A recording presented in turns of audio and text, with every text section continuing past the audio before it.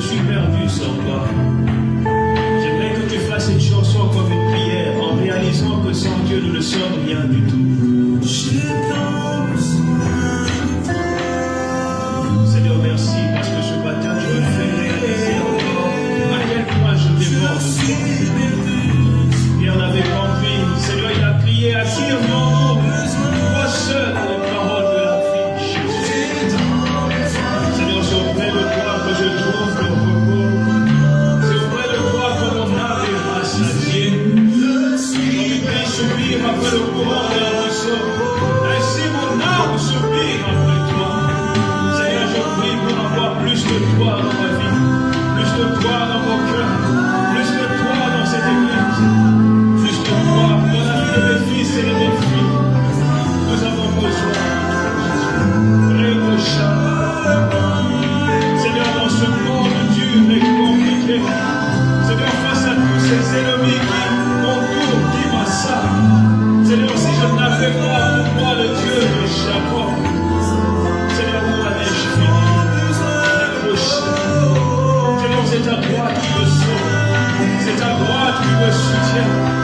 Jésus, tu es la force qui me sauve, le rocher de mon salut, le Dieu de mon espérance. Seigneur, ce matin, je veux te dire encore, j'ai besoin de toi.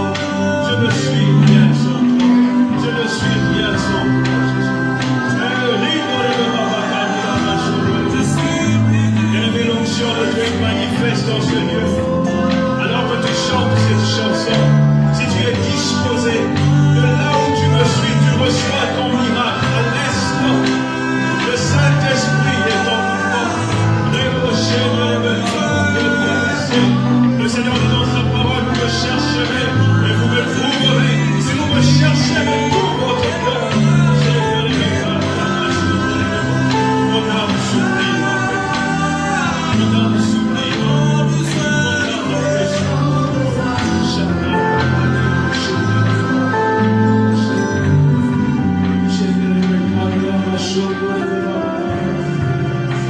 Seigneur, ce matin, je vais encore reconnaître mes limites devant tes proportions infinies et incommensurables. Seigneur, ce matin, je viens encore reconnaître ma petitesse devant ta toute-puissance, El Shaddai. Sans toi, je ne suis rien. Je suis le fruit de ta grâce. Je suis le produit de ta compassion. Seigneur, je suis comme un tison arraché du feu, Seigneur. Merci pour ton amour sur ma vie. Seigneur, merci parce que dans ton amour, tu as choisi de poser tes yeux sur moi. Seigneur, merci parce que ta patience, oh Dieu, a été source de salut pour ma vie. Seigneur, merci pour l'œuvre de la croix. Seigneur, merci pour le privilège que tu me fais de te servir. Reçois la louange, reçois l'honneur. Seigneur, je m'en vais te recommander ce temps. Seigneur, comme Jérémie, je dis que je ne sais point parler. Seigneur, comme Moïse, je dis que je n'ai point la langue facile. Et je prie pour que tu me prêtes les mots, tu me prêtes les paroles pour transmettre fidèlement ce que tu as déposé dans mon cœur et dans mon esprit. Seigneur, je prie pour ta sainte onction. Je prie pour ta précieuse onction. La Bible dit que celui que Dieu envoie dit les paroles de l'Éternel et l'onction ne lui est pas donnée avec mesure. Seigneur, je prie pour un transfert de grâce et d'onction. Je prie pour que l'onction qui brise les joues au travers l'enseignement de la parole, au travers la prière, que cette onction soit déployée et déversée maintenant dans le nom de Jésus. Je prie pour le cœur de tes enfants. Viens disposer leur cœur. Seigneur, tu sais là où ils se trouvent, mais je prie pour qu'ils soient véritablement connectés à l'esprit de ce message et que quelque chose se fasse dans la vie de tes enfants. Seigneur, que ce dimanche ne soit pas un dimanche ordinaire, que cet enseignement, que ne soit pas un enseignement ordinaire, que véritablement un shift se produise dans le cœur de tes enfants. La Bible dit que dans leur détresse, ils crièrent à l'Éternel et l'Éternel envoya sa parole, qui les délivra de leurs angoisses. Seigneur, que ta parole, donne-nous ta parole pour nous délivrer de nos angoisses, pour nous délivrer de nos torpeurs. Seigneur, ta parole est comme un marteau qui brise le roc. Et je prie pour que ce matin, que ta parole brise le roc de l'incrédulité, que ta parole brise le roc, oh Dieu, de la distraction au nom de Jésus. Donne-nous ta parole. La Bible dit que tes paroles sont des paroles pures, de l'argent éprouvé 7 fois au creuset, Seigneur. Donne-nous cette parole, sans mélange, sans compromis, pour la gloire de ton nom. Je brise et je détruis toute œuvre infructueuse de ténèbres en ce lieu dans le nom de Jésus. La Bible dit que les armes avec lesquelles nous combattons ne sont pas charnelles, mais sont puissantes par la vertu de Dieu pour renverser les forteresses. Je renverse tout raisonnement, toute hauteur qui s'oppose à la connaissance de Jésus. Que toute pensée soit captive à ton obéissance dans le nom de Jésus. Saint-Esprit, donne gloire à ton nom. Donne gloire au nom de Jésus. Alléluia. Merci Jésus. Amen. Amen. Si tu veux être au bénéfice de cette prière, tu vas laisser un Amen en commentaire. Je veux voir ton Amen. Laisse-moi un Amen. Que Dieu vous bénisse les chantes. Alléluia. Je rends grâce à Dieu pour le privilège qu'il me donne de me tenir devant vous pour partager sa parole. Mais vous savez, servir Dieu, c'est un privilège. Ce n'est pas une faveur que nous faisons au Seigneur, c'est plutôt l'inverse. C'est une faveur que Dieu nous fait. Vous savez, quand Jésus-Christ voulait entrer à Jérusalem, les gens étaient sortis et criaient Hosanna, fils de David. Et les pharisiens étaient choqués. Ils dirent à Jésus, mais dis à ces gens d'arrêter. Dis-leur d'arrêter de s'agiter. Vous connaissez la réponse de Jésus. Si cela s'arrête de me louer, les pierres s'élèveront pour le faire. Nous ne sommes pas indispensables. Dieu peut susciter des pierres pour le servir, pour les mettre à son service. Moi, je choisis de servir Dieu avec passion et détermination parce que je refuse qu'une pierre prenne ma place. Alléluia. Voilà, donc avant de commencer mon enseignement de ce matin, j'aimerais t'encourager à inviter et à partager au maximum ce live.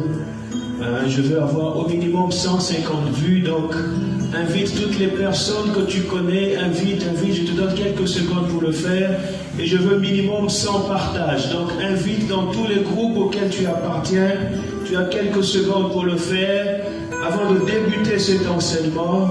Bien-aimé, ne sois pas égoïste, invite le maximum pour qu'ils soient bénis ensemble par cette parole. Tu as encore quelques secondes pour le faire. Que Dieu bénisse ceux qui obéissent, que Dieu bénisse ceux qui le font, dans le nom de Jésus. Au moins 100 partages, au minimum 150 personnes connectées. Allez-y, invitez le maximum de ces personnes. Amen. Voilà. Donc je rappelle que dans cette saison où nous sommes, Dieu veut nous entraîner dans un voyage vers l'expansion à tous égards. Vous l'avez compris, on a cessé de le répéter. L'expansion à tous égards est la vision que Dieu nous a donnée pour notre Église CGR. Et j'ai eu plusieurs fois à prêcher sur l'expansion dans mes différentes interventions. Et lors de ma toute dernière intervention, j'avais, en rapport toujours avec l'expansion, j'avais exploité le texte de 3 Jean chapitre 2, parce que 3 Jean est un seul verset. Je vais encore lire le verset avec vous, 3 Jean chapitre 2. La Bible dit ceci. 3 Jean chapitre 2. La Bible dit que, c'est version Semeur, je vais le lire dans la version Louis II.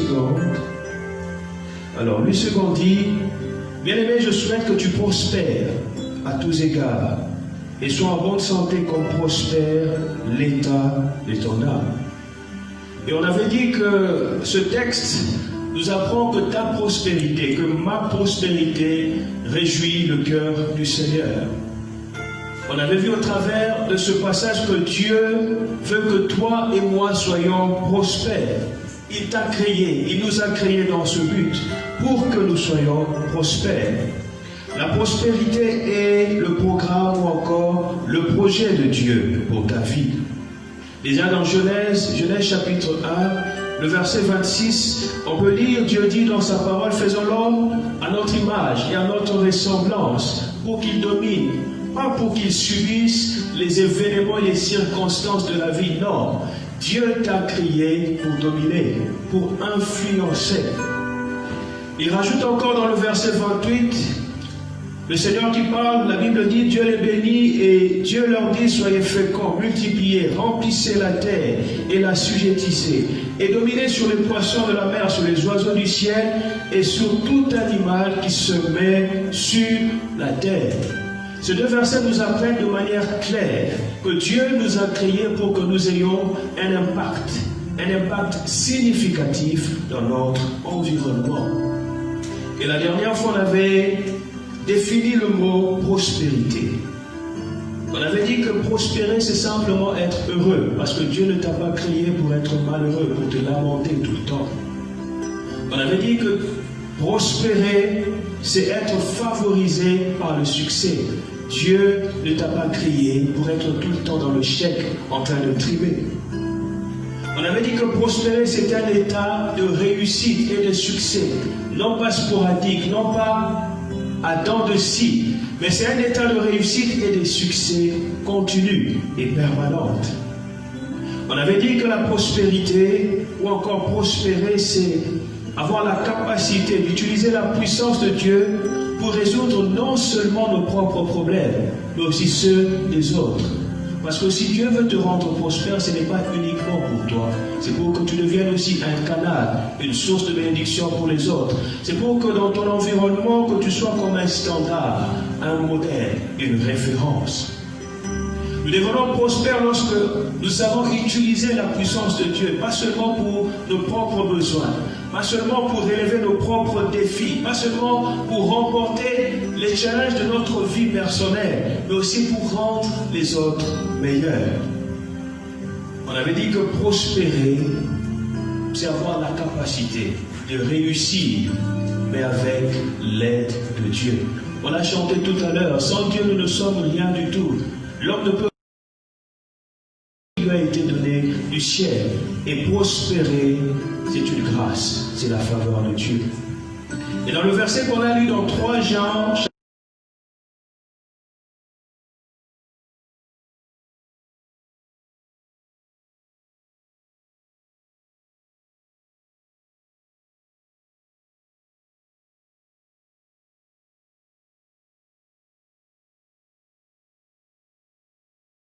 que ne jamais les gens à moitié.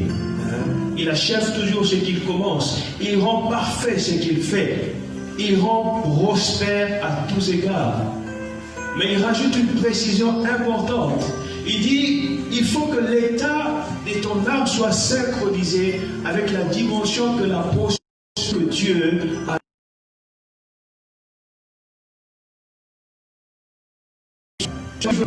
Le premier chantier sur lequel tu dois travailler, c'est ton âme. C'est impossible de prospérer l'état de ton âme. Vous savez, l'âme est le lieu de fabrication que vous deviendrez demain. L'âme, c'est le centre de commandement. L'âme, c'est le centre de pilotage. Au plus grand ou plus grand, tu évolueras toujours au même niveau. Ton âme, c'est l'unité de mesure de ta propre prospérité. Comme prospère l'état de ton âme. Le mot comme est une conjonction. Une conjonction qui introduit un rapport de comparaison.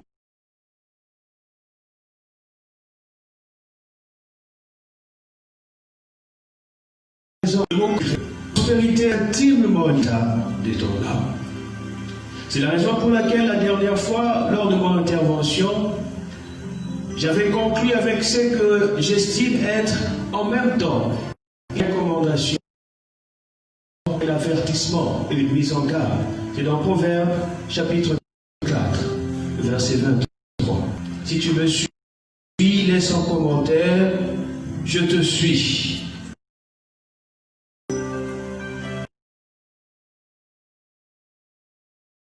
La dernière fois, j'avais fini.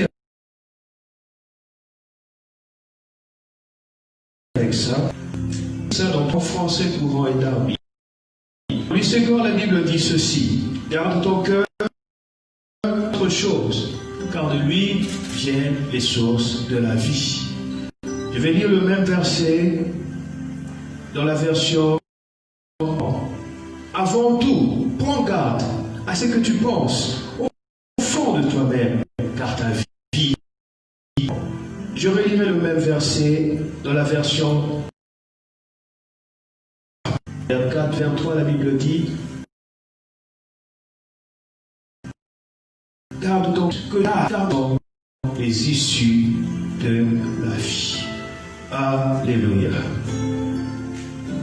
On avait vu ensemble, quand j'essayais d'expliquer ce verset, on avait vu ensemble que l'œuvre de Dieu, c'est-à-dire ce que Dieu veut faire, ce que Dieu va faire, ce que Dieu va commencer à faire, va soit se ralentir ou s'arrêter en fonction de ton cœur est assimilé à l'âme. Il semble que c'est notre cœur oublie Seigneur. On avait vu ensemble que Dieu peut être soit limité. Dieu peut faire des grandes choses en fonction de l'état de ton cœur. C'est la raison pour laquelle la Bible nous demande de garder notre cœur. Est-ce que tu peux laisser en commentaire, garde ton cœur. Ça veut dire que nous devons faire attention à tout ce qui entre dans notre cœur. Nous devons être fidèles. Vous savez, celui qui contrôle votre âme, contrôle votre vie, ainsi que le résultat. Si l'homme était une voiture, l'âme serait comme le volant. Et c'est celui qui prend le contrôle de ce volant, c'est celui qui impose la direction à votre vie. Et retenez que l'âme peut être dirigée ou soit par la chair. Maintenant, nous allons avancer. Une chose sur laquelle nous devons veiller. J'ai dit veiller, le mot est plutôt faible. Je dirais plutôt quelque chose sur laquelle nous devons dominer et crucifier. Si nous voulons véritablement que notre âme soit prospère, il s'agit de notre chair.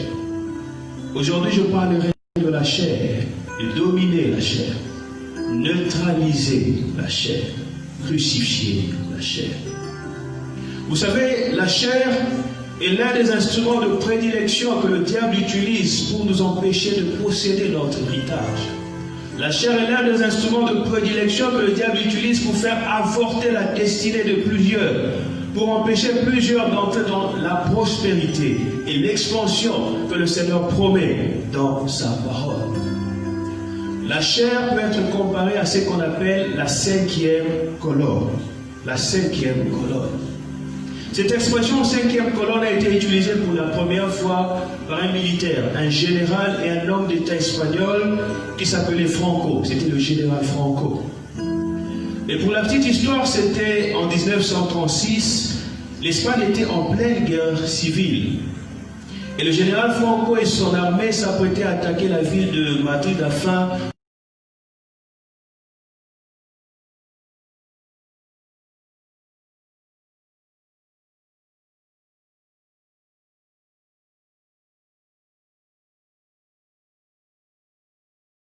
parce qu'elle avait l'air d'être fortifiée et imprenable.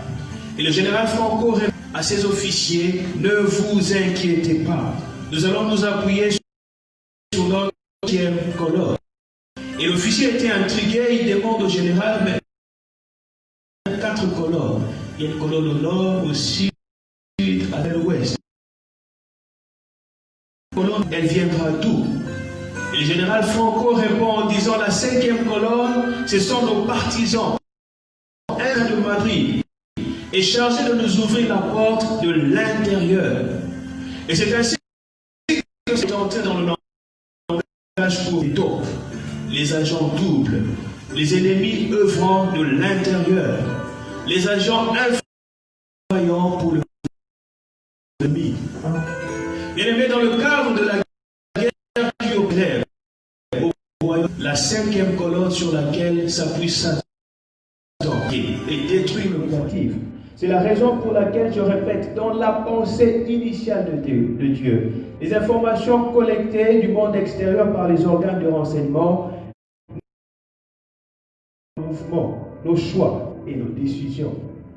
C'est plutôt les informations reçues de l'intérieur, en provenance du Saint-Esprit, qui devaient influencer nos choix et nos décisions au quotidien. C'est ce que Paul affirme dans le livre de 2 Corinthiens, chapitre 5, le verset 7. L'apôtre Paul dit ceci: car nous marchons par la foi et non par la vue.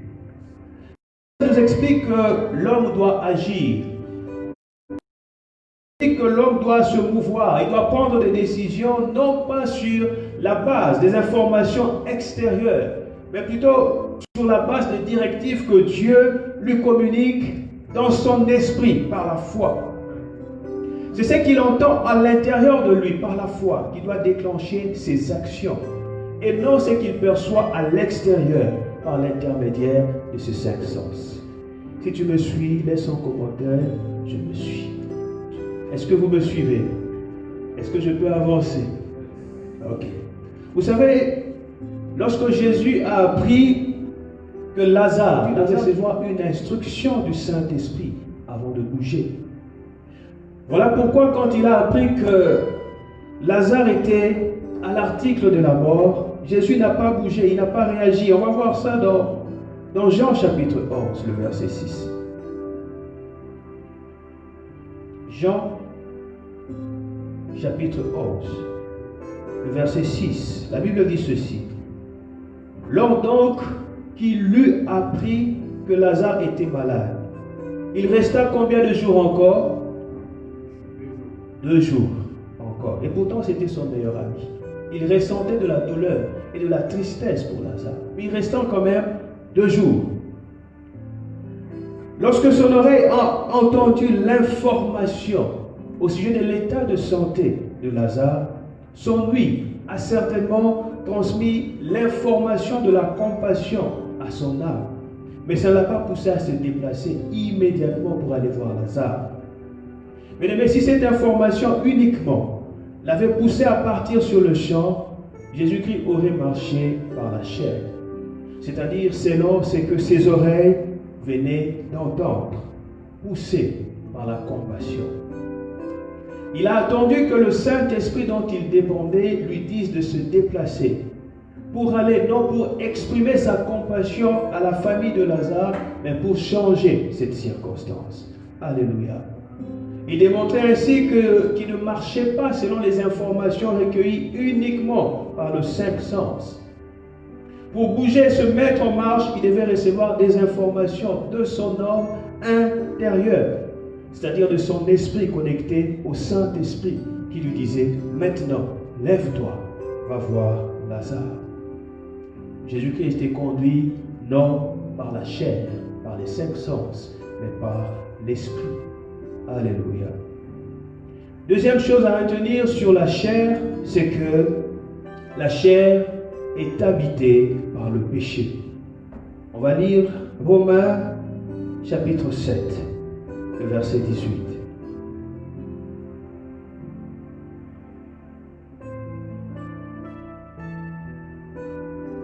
Romains chapitre 7, le verset 18, la Bible dit ceci: ce qui est bon, je le sais, n'habite pas en moi, c'est-à-dire dans ma chair. J'ai la volonté et non le pouvoir de faire le bien. L'apôtre Paul, dans le passage que je viens de lire, affirme qu'il n'y a rien de bon dans la chair. On a vu que la chair, c'est sarx. La chair fait référence aux 5 sens. Paul dit qu'il n'y a rien de bon dans sa chair. Il n'y a rien de bon parce que la chair est habitée par le péché. On va lire 2 autres passages. On va lire Romains chapitre 8, le verset 3. La Bible dit: car chose impossible à la loi, parce que la chair la rendait sans force. Dieu a condamné le péché dans la chair, en envoyant, à cause du péché, son propre Fils dans une chair semblable à celle du péché, On va lire le second passage dans Romains, chapitre 5, le verset 12. C'est pourquoi, comme par un seul homme, le péché est entré dans le monde, et par le péché, la mort, et qu'ainsi la mort s'est étendue sur tous les hommes, parce que tous ont péché. Les passages que nous venons de lire nous relatent ou nous révèlent plusieurs vérités importantes. Une vérité que les passages que nous venons de lire nous révèlent, c'est que depuis la chute, le péché est logé, le péché est domicilié dans la chair. Quand le péché a infecté Adam, il est parti se loger dans la chair, c'est-à-dire dans les 5 sens. Depuis la chute de l'homme, les 5 sens sont devenus le repère, le siège, le lieu de refuge et de domiciliation du péché lorsqu'il est entré en l'homme. La chair, c'est-à-dire les 5 sens, est donc le lieu d'habitation du péché. Ça signifie que désormais les 5 sens, qui à l'origine existaient pour transmettre les informations à l'âme ou au cœur, ont été souillés par le péché, corrompus par le péché. C'est comme si je vous disais que les tuyaux qui amènent, les tuyaux de canalisation qui amènent l'eau dans votre maison sont devenus rouillés, pollués et corrompus. Dès lors, toute l'eau que vous recevrez dans votre maison sera systématiquement affectée, infectée par la rouille, par la pollution, par la corrosion se trouvant dans les tuyaux qui servent au conduit. Je me rappelle quand j'étais encore à Kinshasa, il y a eu une période où on n'arrivait pas à boire l'eau du robinet parce que les tuyaux étaient corrompus, il y avait de la corrosion. Les tuyaux étaient tellement corrompus que l'eau était de couleur orange. L'eau était comme jaune, comme orange. C'est un peu le même principe. Les 5 sens sont comme ces tuyaux, ces conduits qui ramènent les informations extérieures à l'âme. Et s'ils sont souillés et pollués, tout ce qui va arriver à l'âme en provenance du monde extérieur sera également souillé et corrompu. Si tu me suis, dis avec moi, je te suis. Écris ça en commentaire. Autre chose à retenir sur l'âme, c'est que l'âme paralyse et rend la parole de Dieu sans force. On va relire un passage qu'on a lu tout à l'heure, c'est Romains chapitre 8, le verset 3. La Bible dit ceci: car chose impossible à la loi, parce que la chair la rendait sans force, Dieu a condamné le péché dans la chair en envoyant à cause du péché son propre Fils dans une chair semblable à celle du péché. Alléluia. Le verset que je viens de lire nous apprend que la loi de Dieu, ou encore la parole de Dieu, a été rendue sans force par la chair.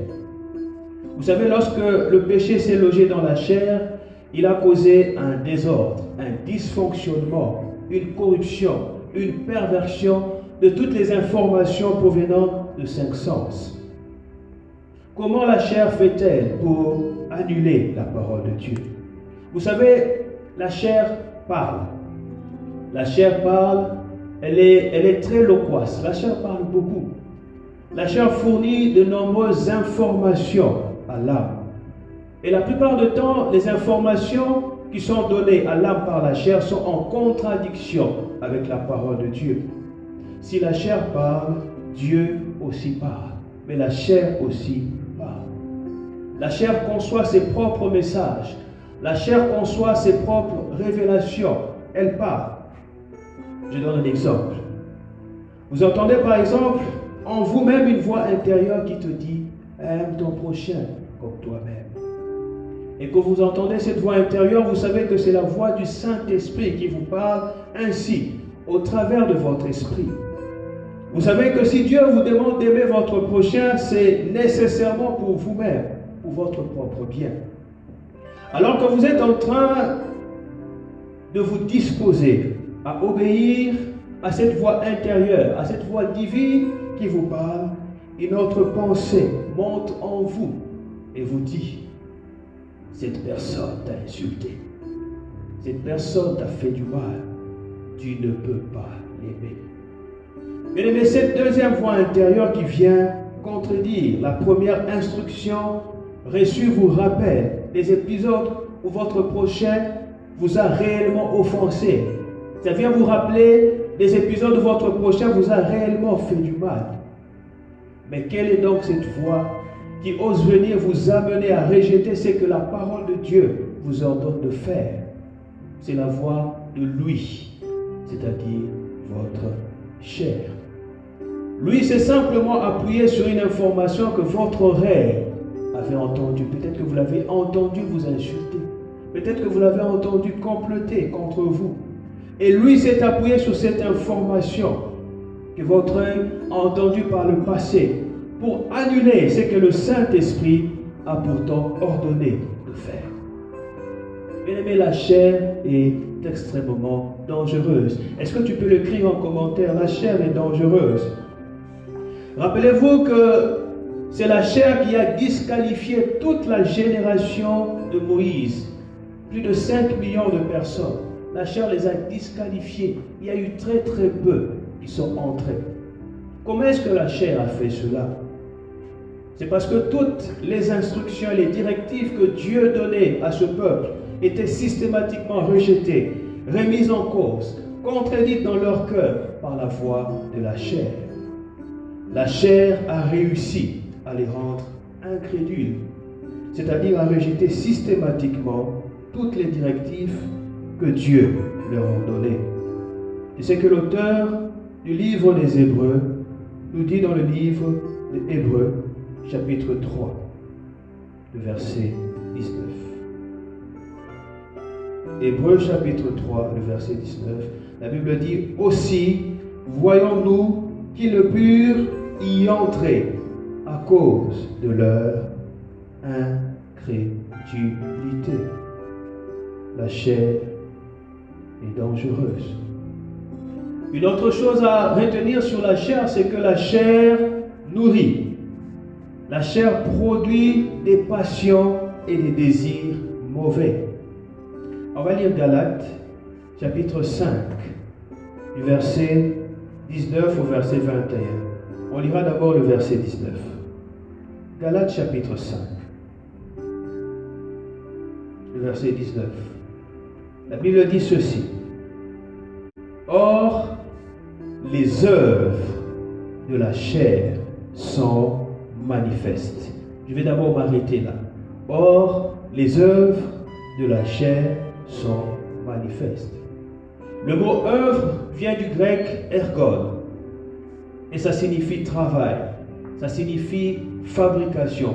Ça signifie ouvrage. Ça signifie tâche. Ça signifie produit. Ça signifie entreprise. Les œuvres de la chair sont donc les travaux, les produits, les ouvrages que la chair conçoit. La chair, dans ce passage, peut être assimilée à une usine, à une entreprise ou encore un laboratoire. Un laboratoire qui produit et qui fabrique toutes sortes d'œuvres. Et ces œuvres, on les appelle passions et désirs de la chair. Rappelez-vous qu'on a dit que la chair, c'est les 5 sens. Autrement dit, les 5 sens sont une usine de production d'œuvres de la chair. Comme ces 5 sens sont habités en permanence par les péchés, l'entreprise chair produit toutes sortes de passions et de désirs corrompus. C'est ce que Paul décrit dans le passage que j'ai mentionné. On va continuer la lecture de ce passage. Si tu me suis, laisse en commentaire, je te suis. Je ne peux pas te voir, mais je peux au moins lire ton commentaire. Galates chapitre 5, je vais lire le verset 19 jusqu'au verset 21. Donc on a dit, or les œuvres de la chair sont manifestes. On a défini le mot œuvre. Et ensuite l'apôtre Paul cite ces œuvres. Il dit, ce sont l'impudicité, l'impureté, la dissolution, l'idolâtrie, la magie, les inimitiés, les querelles, les jalousies, les animosités, les disputes, les divisions, les sectes, l'envie, l'ivrognerie, les excès de table et les choses semblables. Je vous dis d'avance, comme je l'ai dit, que ceux qui commettent de telles choses n'hériteront point le royaume des cieux. L'apôtre Paul dit les choses semblables parce que la liste qu'il trace n'est pas exhaustive. On peut encore rajouter parce que c'est une usine qui est très prolifique. Il ne cesse de créer et de fabriquer. On vient de le lire, la chair travaille sans relâche. Elle conçoit des désirs et des passions. Quand elle finit de les concevoir, elle les balance à l'âme. Comment cela se produit-il? Quel est le processus de fabrication et de distribution des œuvres de la chair? Je vais essayer d'expliquer comment ça se passe. Ça commence d'abord au niveau des agents de renseignement du corps, c'est-à-dire les organes, oreilles, nez et toutes les autres choses que vous connaissez.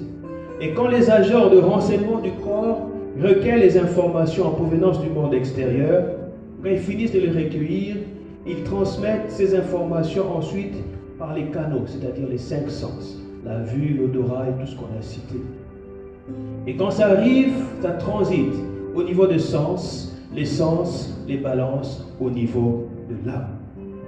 Or, on l'a dit, les 5 sens sont habités par le péché.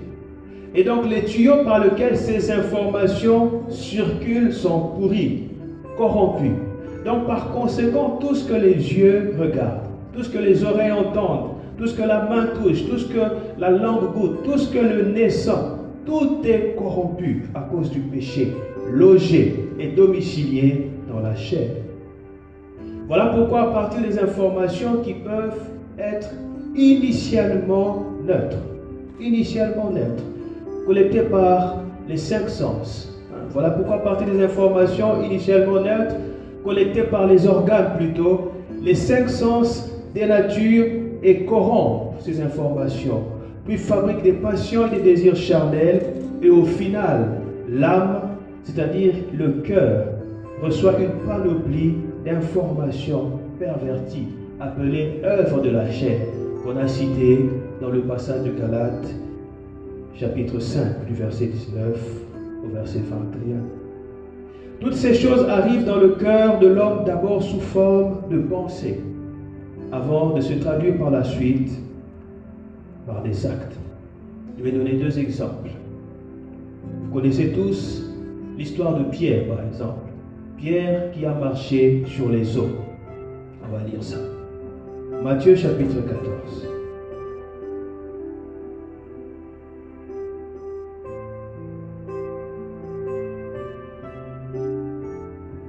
Matthieu chapitre 14, du verset 29 au verset 31.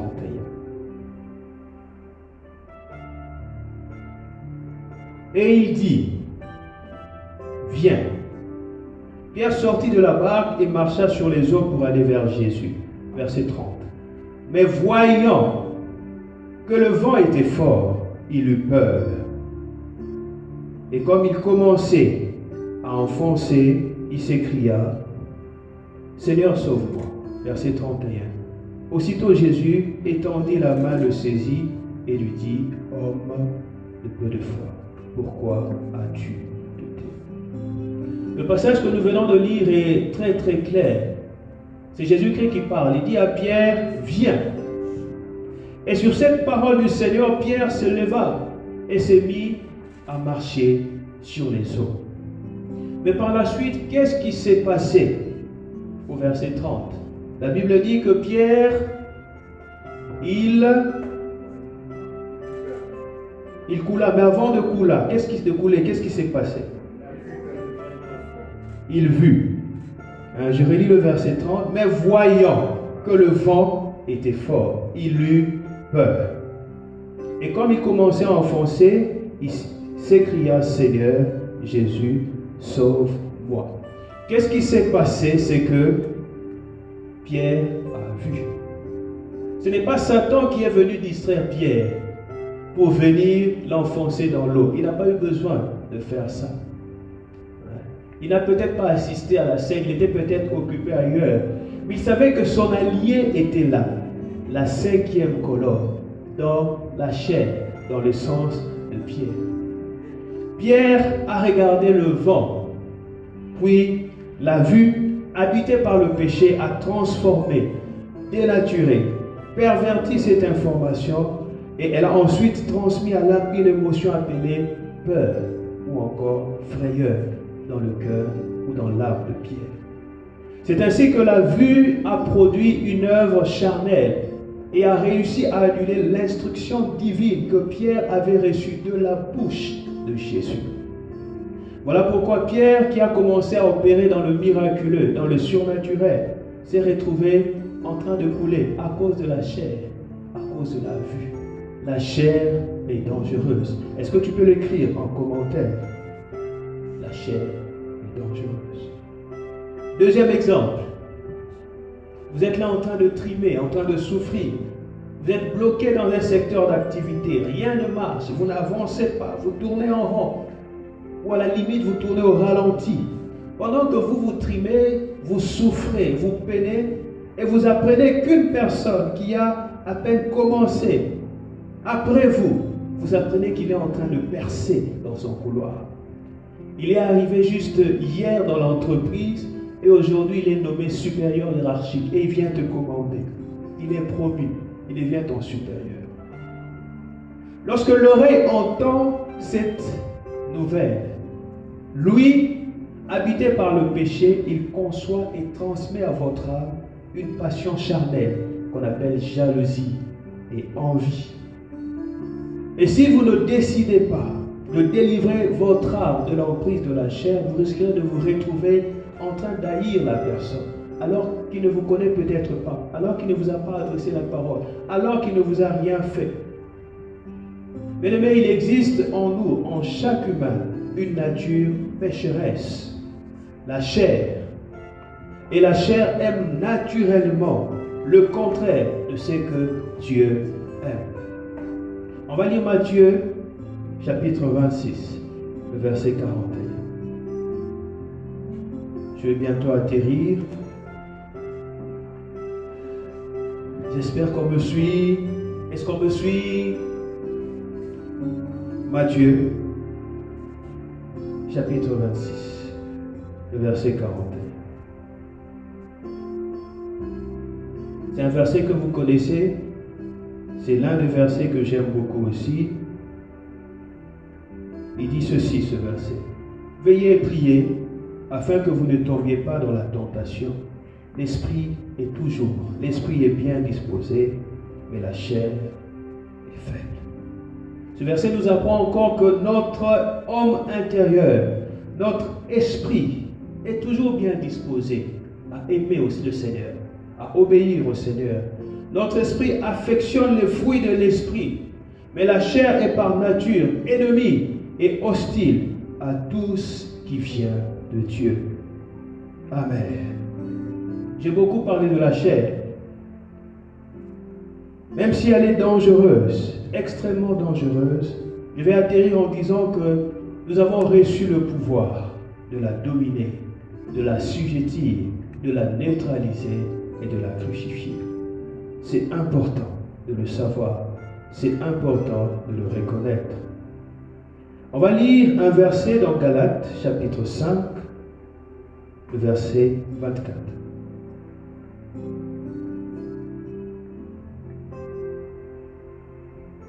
Galates, chapitre 5, le verset 24. La Bible dit ceci. Ceux qui sont à Jésus ont crucifié la chair avec ses passions et ses désirs. Amen. Ce verset nous apprend que quelle que soit la dangerosité de la chair, quand nous venons à Jésus, nous pouvons avoir les dessus sur la chair. Nous avons le pouvoir de dominer sur n'importe quelle passion ou désir de la chair. Je le répète, la chair est terriblement dangereuse, c'est vrai. Elle est capable de détruire notre âme, notre santé, notre vie, notre destinée. Elle est capable de détruire les gens que nous aimons. Mais la bonne nouvelle, et que ceux qui sont en Jésus ont crucifié la chair avec ses passions et ses désirs. Autrement dit, ceux qui sont à Christ ne peuvent plus dire pasteur, ce péché-là est trop compliqué, je n'arrive pas à m'en sortir, je ne pourrai pas m'en sortir. Ce n'est pas possible. Vous ne pouvez pas dire ça parce que à la croix, la chair, c'est-à-dire la nature pécheresse, a été crucifiée, réduite à l'impuissance. C'est une vérité spirituelle que vous devez d'abord réaliser et accepter si vous voulez avoir la victoire sur la chair. Ce n'est pas une promesse. Vous savez, une promesse, on peut prier pour ça. Une promesse, on peut attendre une promesse. Mais cette réalité n'est pas une promesse, c'est un fait. C'est déjà accompli, c'est scellé. Et vous avez simplement besoin de le croire, de l'accepter et vous reposer sur ce que Jésus-Christ a fait à la croix en votre faveur. Votre vieil homme a été crucifié et vos sens aussi. Et c'est parce que c'est d'abord un fait établi, accompli sur le plan spirituel, que vous avez la capacité de le manifester et de le vivre sur le plan naturel. Bien-aimés, vous ne pouvez pas vivre sur le plan naturel une chose qui n'a pas encore été accomplie, scellée sur le plan spirituel. En ce qui concerne la chair, c'est scellé, c'est accompli. En Christ Jésus, nous avons la capacité de dominer sur le péché à une seule condition, de nous laisser conduire par l'Esprit. L'apôtre Paul dit que marchez selon l'Esprit, et qu'est-ce qui va se passer? Vous n'accomplirez pas le désir de la chair. En Christ Jésus, nous avons reçu le pouvoir de clouer la chair, afin que ne soit plus un obstacle au dessein de Dieu pour notre vie. L'apôtre Paul, dans le livre de Romains chapitre 7, il nous rapporte une expérience qu'il a vécue. C'est un peu l'histoire de l'homme sans Dieu. Il dit dans Romains chapitre 7, tout un ensemble de vérités. Il dit, je trouve dans mes membres une autre loi qui lutte contre la loi de mon entendement. Il dit, je veux faire le bien, mais je me retrouve en train de faire le mal. Si vous lisez Romains chapitre 7, vous allez voir l'histoire qu'il nous relate. Et dans ce verset, il a lancé, à la fin de ce chapitre, il a lancé un cri de détresse. Il dit, misérable que je suis, qui me délivrera de ce corps de mort? Heureusement, par révélation, dans le chapitre 8, Dieu nous donne la réponse. Romains chapitre 8, le verset 1 à 2, il dit, il n'y a donc maintenant aucune condamnation pour ceux qui sont en Jésus-Christ. En effet, la loi de l'esprit de vie en Jésus m'a affranchi de la loi du péché et de la mort.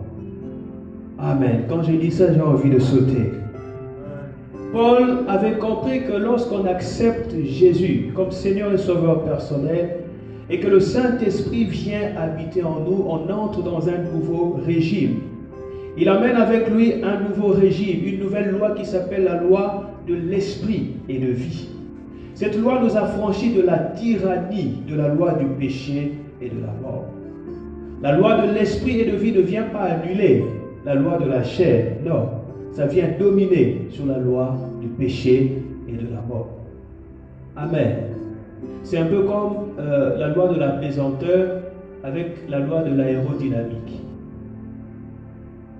On sait tous la loi de la pesanteur, n'est-ce pas? Si je lance quelque chose, qu'est-ce qui va se passer? Il va tomber. Mais qu'est-ce qui fait que les avions volent sans tomber? C'est la loi de l'aérodynamique. Mais est-ce que la loi de l'aérodynamique annule la loi de la pesanteur? Pas du tout. La loi de l'aérodynamique vient simplement dominer la loi de la pesanteur. C'est le même principe. La loi de l'esprit et de vie vient dominer la loi du péché et de la mort. C'est la première clé, la première chose à réaliser si nous voulons avoir la victoire sur la chair. Réaliser que tout est accompli. Amen. La deuxième chose, si nous voulons avoir la victoire sur la chair, il faut la crucifier. Est-ce que tu peux écrire avec moi? Il faut crucifier la chair. On ne négocie pas avec la chair. On la crucifie. Et crucifier la chair veut dire, on a dit que la chair c'est le monde de 5 sens. Donc crucifier la chair veut dire priver vos 5 sens de toute occasion ou de toute expérience qui lui donnera l'occasion de bombarder votre âme par des désirs et des sentiments impurs. Vous savez, la vue ne trouble pas l'âme avec des passions mauvaises tant que les yeux n'assistent pas à des scènes traumatisantes ou impures. L'ouïe ne bombarde pas l'âme si l'oreille n'entend rien de malsain ou encore de désobligeant. Le toucher ne pollue pas l'âme tant que la main ne touche rien de compromettant et de bizarre. Donc crucifier la chair, c'est empêcher la chair de bombarder l'âme avec des expériences, des passions, des émotions et des sentiments contraires à ceux de Christ. Christ est très radical par rapport à la chair. Écoutez ce qu'il dit dans Matthieu, chapitre 5, versets 28 et 29.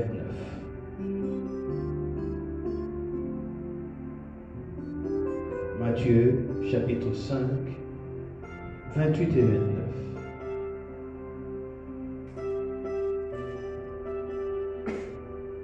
Mais moi, je vous dis que quiconque regarde une femme pour la convoiter a déjà commis l'adultère avec elle dans son cœur. Écoutez le verset 29. Si ton œil droit est pour toi une occasion de chute, arrache-le et jette-le loin de toi, car il est avantageux pour toi qu'un seul de tes membres périsse et que ton corps entier ne soit pas jeté dans la guerre. Dans le verset 29, je le relis, Jésus-Christ dit que si ton œil est pour toi une occasion de chute ou encore un piège, qu'est-ce qu'il faut faire? Il faut l'arracher. Maintenant, ma question est celle-ci. À quel moment ton œil peut-il devenir un piège ou encore une occasion de chute pour toi? L'œil devient une occasion de chute, c'est lorsque la vue, le sens de la vue, profite de ce que l'œil regarde pour transformer et ainsi troubler et faire pécher votre âme. Dans ce cas, Jésus-Christ dit de faire quoi? D'arracher cet œil. Il ne s'agit pas de prendre le couteau au sens littéral et d'enlever l'œil de son orbite. Non. Cela veut dire simplement il faut sortir la chose de ton champ de vision pour que ton âme retrouve la paix et l'équilibre. Cela veut dire simplement que vos yeux doivent cesser de regarder par exemple cette femme avec laquelle vous commettez de l'adultère dans votre cœur. Elle doit sortir de votre champ de vision. Si le fait de regarder une fille par exemple trouble votre âme, si ça produit en vous de la convoitise, des passions impures, alors la Bible est claire, il faut cesser de regarder cette fille. Il faut prendre de la distance vis-à-vis d'elle. Il faut réduire la fréquence de la fréquentation. Il faut arrêter de lui envoyer les WhatsApp à 1h du matin. Il faut arrêter les échanges. Il faut prendre des distances jusqu'à ce que vous serez à l'aise en compagnie de cette fille. Prenez de la distance. Ce n'est pas de la faiblesse, ça s'appelle de la sagesse. Bien-aimés, ne commettez pas l'erreur de vouloir gérer vos 5 sens. Je me rappelle d'un frère que je conseille, il m'a dit, non pasteur, tu sais, je gère. Bien-aimés, il est très dangereux de sous-estimer les dommages que peuvent causer la chair. Alléluia. Arrachez l'œil. Bien-aimés, n'écoutez pas un son ou une saveur. Si vous savez que ça va réveiller en vous des passions bizarres, il faut éviter. Vous savez, la différence entre ceux qui tombent et ceux qui restent debout, ce n'est pas que ceux qui restent debout sont forcément plus forts que ceux qui tombent. Non. Ceux qui restent debout sont sages. Ils savent quand il faut fuir et quand il faut rester. Alléluia. Bien-aimés, lorsque votre âme aime les calomnies, les congossas, en Côte d'Ivoire, comment on appelle ça?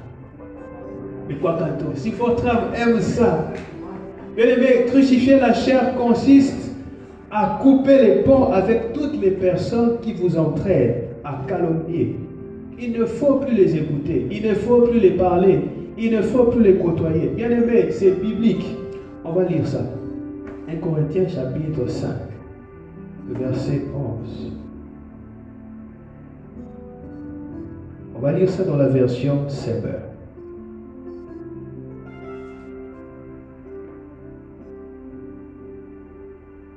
Corinthiens chapitre 5, verset 11, dans la version Seber. La Bible dit ceci, écoutez bien. Non, je voulais simplement vous dire de ne pas entretenir des relations avec une personne qui, tout en se disant votre frère ou votre sœur, vivrait, 1. Dans l'immoralité sexuelle, vous serez avare, idolâtre. Après la virgule, dans ma version, c'est calomniateur, adonné à la boisson ou voleur. Avec des gens de cette sorte, il ne vous faut même pas prendre des repas. La Bible est radicale, bien aimé. C'est ton âme qui passe avant tout. Si tu sais que, en allant voir une certaine catégorie de personnes, vous allez vous mettre à calomnier, ça ne sert à rien. Moi, j'ai décidé de couper le pont avec certaines personnes. Parce qu'à chaque fois que je partais les visiter, ils étaient toujours dans des discussions de calomnie et calomnier les hommes de Dieu. Un tel a fait ça, un tel est monté là, un tel... Bien aimé, toi tu passes tout ton temps à calomnier. Quand est-ce que tu vas prier pour ces personnes? Et pourtant moi-même je connaissais les dossiers de la personne là qui calomniait. Son cas était plus grave que les gens qu'il calomniait. J'ai décidé simplement de me retirer pour sauver mon âme. Alléluia. Lorsque vous avez un problème avec la jalousie, crucifier la chair, c'est vous obliger à vous-même de vous réjouir avec ceux qui se réjouissent. Par exemple, vous apprenez que quelqu'un va se marier alors que vous êtes toujours en train d'attendre l'époux ou l'épouse. Et quand vous ressentez que la jalousie commence à polluer votre cœur, qu'est-ce qu'il faut faire? D'abord, il faut prier. Priez pour rendre grâce à Dieu pour la vie de cette personne. Ensuite, quand vous avez fini de prier, vous appelez la personne pour la féliciter, pour l'encourager. Après, vous lui proposez d'être l'organisateur de son mariage. C'est très important. Ce n'est pas de l'hypocrisie, c'est la rééducation de votre âme. Au début, vous sentirez peut-être votre âme se déchirer, vous vous sentirez mal, mais avec le temps, vous finirez par vous sentir à l'aise avec le succès des autres. Amen. Voilà, donc c'est ce que Dieu m'avait mis à cœur pour vous partager ce matin. J'espère qu'on m'a compris. Voilà, est-ce qu'on peut prier le Seigneur? Prie le Seigneur. Sondore bekari oboshendere bakori obusa. Oboshandara bakori abashandara bakori. Oboshindore bekari oboshendere bakari. Oboshandara bakeri abashandara bakari. Shindore bekari oboshendere bakari. Oboshandara bakori. Rends grâce à Dieu pour sa parole. Rends grâce à Dieu. Rends grâce à Dieu. Dis-lui merci pour sa parole qu'il t'a donnée ce matin. J'aimerais prier. Prier pour toi qui me suis, qui est en ligne.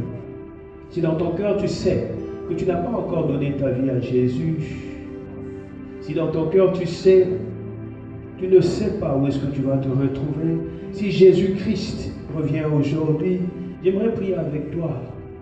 Parce que tu ne peux pas te permettre d'être dans l'ignorance au sujet d'une question si importante qui engage ton éternité. Tu vas prier avec moi pour donner ta vie à Jésus. Là où tu te trouves, dans ta maison, dans ta chambre, tu vas te lever, tu vas répéter les mêmes paroles que moi. Prie avec moi, répète les mêmes paroles que moi. La Bible dit que si tu confesses de ta bouche le Seigneur Jésus et si tu crois dans ton cœur que Dieu l'a ressuscité de mort, tu seras sauvé. Car c'est en croyant du cœur qu'on parvient au salut. C'est en confessant de la bouche qu'on parvient à la justice. C'est ce que dit l'Écriture, quiconque invoquera le nom du Seigneur sera sauvé. Prie avec moi, dis avec moi, Seigneur Jésus,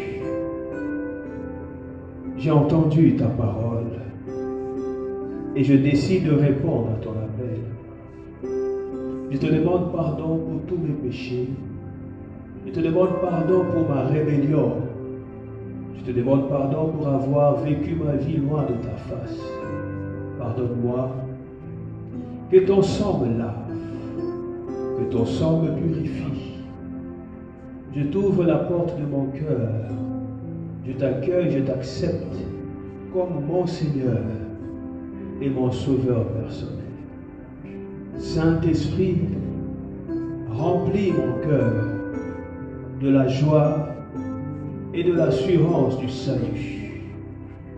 Je te remercie, Jésus, parce que tu as entendu ma prière et que tu m'as exaucé dans le nom de Jésus. Amen. Si tu as donné ta vie à Jésus tout à l'heure, tu l'écris en commentaire. Le secrétariat rentrera en contact avec toi pour la suite, pour des enseignements. J'aimerais aussi prier avec toutes les personnes qui ont laissé la chair prendre les dessus sur leur vie. Tu vas demander pardon au Seigneur. Tu vas lui dire que tu prends l'engagement de ne plus te laisser tyranniser par la chair. Tu choisis de marcher par l'Esprit. Demande au Seigneur qu'un esprit de bonne volonté te soutienne, comme le psalmiste l'a demandé au Seigneur. Prie dans le nom de Jésus.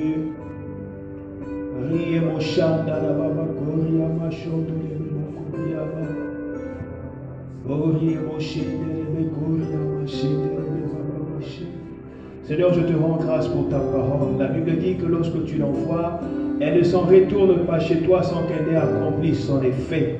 Seigneur, si tu as envoyé ta parole, c'est certainement parce que tu voulais délivrer tes enfants de la tyrannie de la chair.